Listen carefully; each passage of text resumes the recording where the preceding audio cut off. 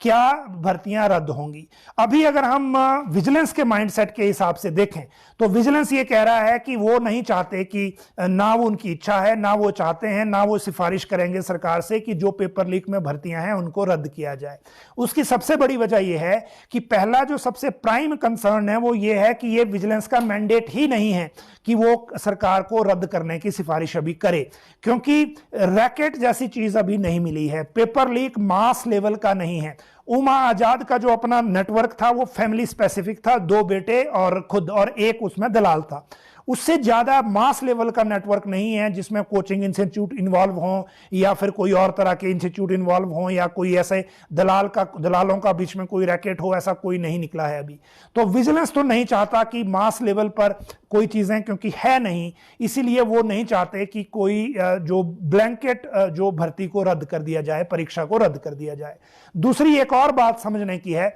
कि जिन भर्तियों में रिजल्ट डिक्लेयर हो चुका है, अपॉइंटमेंट हो गई है या फिर अपॉइंटमेंट नहीं भी हुई है, उन मामलों में रद्द करने की तरफ को सरकार नहीं जाएगी। ये मैं अनऑफिशियली आपको हिंट दे रहा हूं, फाइनली अभी डिसीजन होना है। मेन चीज ये है, खासकर नियुक्तियों की बात करूं वो तो क्लियरेंस अभी लेनी ही पड़ेगी, लेकिन मेन चीज है रिजल्ट डिक्लेयर करने को लेकर, क्योंकि अभी राज्य सरकार ने भी पब्लिक सर्विस कमीशन को, जो अभी क्लास 3 की भर्तियां कर रहा है हमीरपुर कर्मचारी चयन आयोग के स्थान पर, उनको कैटेगोरिकली अभी ये नहीं कहा है कि आप पेपर लीक में फंसे मामलों में या फिर हमीरपुर कर्मचारी चयन आयोग के उन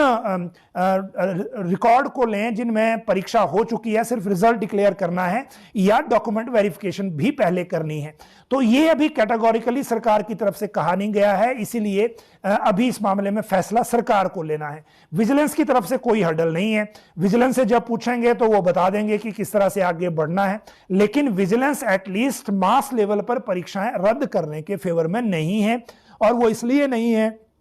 जैसा मैंने आपको पहले बताया कि इन भर्तियों में रैकेट जैसी चीज नहीं मिली है, पेपर लीक जरूर है लेकिन वो लिमिटेड है। तो इन सारी चीजों को देखते हुए जिन परीक्षार्थियों को ऐसा लग रहा है कि वो आगे उनका क्या होगा, तो मुझे लगता है उनको थोड़ा इंतजार करना चाहिए, थोड़ी सी पेशेंस और रखनी चाहिए, क्योंकि बहुत जल्दी इस मामले में भी डिसीजन होगा। फिलहाल भर्तियां वही होंगी लोक सेवा आयोग के माध्यम से जिनमें रिटर्न टेस्ट नहीं हुआ है। जब ये कंप्लीट हो जाएंगी, क्योंकि अभी 2052 एक तरफ थी जिनका एडवर्टाइज हो चुका था और 860 अलग थी जो रिक्विजिशन गई थी, तो पहले ये भर्तियां होंगी, फिर उसके बाद जो रिजल्ट डिक्लेयर करने वाला मैटर है वो भी पब्लिक सर्विस कमीशन लेगा, लेकिन उससे पहले राज्य सरकार को इनको डायरेक्ट करना होगा, राज्य सरकार को अपने लेवल पर फैसला लेना होगा, क्योंकि विजिलेंस को अभी टाइम देने की जरूरत है। और वो इसलिए है क्योंकि जो 5 एफआईआर हो चुकी हैं उसमें सिर्फ एक एफआईआर में चार्जशीट दायर हुई है। चार्जशीट दायर होने के लिए मिनिमम जो 3 महीने का जो वक्त होता है, मुझे लगता है उसका इंतजार किया जा रहा है।